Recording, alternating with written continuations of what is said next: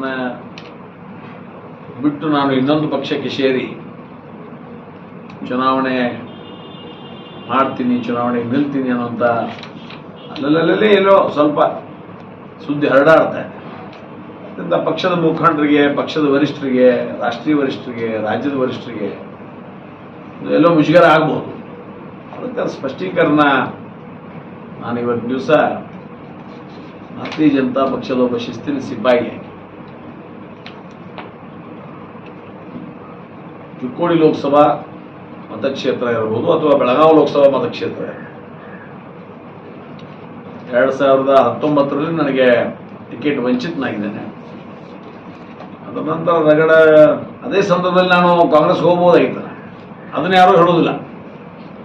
2019ರಲ್ಲಿ ನನಗೆ ಟಿಕೆಟ್ ವಂಚನೆ ಆದಂಥ ಸಂದರ್ಭದಲ್ಲಿ ನಾನು ಕಾಂಗ್ರೆಸ್ ಹೋಗ್ಬೋದಾಗಿತ್ತು ಅಥವಾ ಕಾಂಗ್ರೆಸ್ ಸ್ಪರ್ಧೆ ಮಾಡ್ಬೋದಾಗಿತ್ತು. ಆದರೆ ಅಂತ ಯಾವುದೇ ದುಡುಕಿನ ನಿರ್ಧಾರವನ್ನು ತಗೊಂಡಿಲ್ಲ.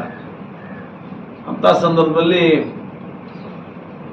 ಈಗೂ ಸಹಿತ ಯಾವ ವಿಷಯಗಳು ನನ್ನ ತಲೆಯಲ್ಲಿಲ್ಲ. ಮತ್ತು ಆ ರೀತಿಯಾಗಿ ನಾನು ಒಬ್ಬ ಪ್ರಬಲ ಆಕಾಂಕ್ಷಿ ವರಿಷ್ಠರೆಲ್ಲ ಮನವಿ ಮಾಡಿದ್ದೇನೆ, ನನಗೆ ಎಲ್ಲಾದರೂ ಒಂದು ಕಡೆ ಅವಕಾಶ ಕೊಡಿ, ವಂಚಿತನಾಗಿದ್ದೇನೆ. ಕೇವಲ 1500 ಮತಗಳಿಂದ ನಾನು ಪರಾಭವಗೊಂಡು 3003 ಮತದಿಂದ ಪರಾಭವಗೊಂಡಿದ್ದರು.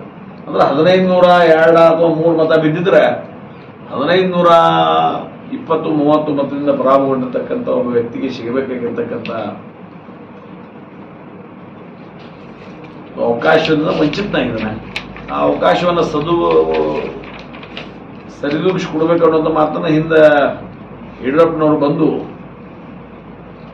ಇಲ್ಲ ದುಡುಕಿನ ಯಾವುದೂ ನಿರ್ಣಯಗಳನ್ನ ಮಾಡಬೇಡ್ರಿ, ನಿಮ್ಮ ಜೊತೆಗೆ ನಾವಿದ್ದೀವಿ, ಇಂದಿನ ನಿರ್ಮಾಣಗಳಿಂದ ಸರಿಪಡಿಸ್ತೀವಿ ಅನ್ನೋ ಮಾತನ್ನು ಹೇಳಿದಾಗ ರಾಜ್ಯಸಭಾ ಇರ್ಬೋದು, ವಿಧಾನ ಪರಿಷತ್ ಇರ್ಬೋದು, ಅನೇಕ ವಿಚಾರಗಳು ಬಂದಾಗ ಸಹಿತ ಪಕ್ಷದ ವರಿಷ್ಠರು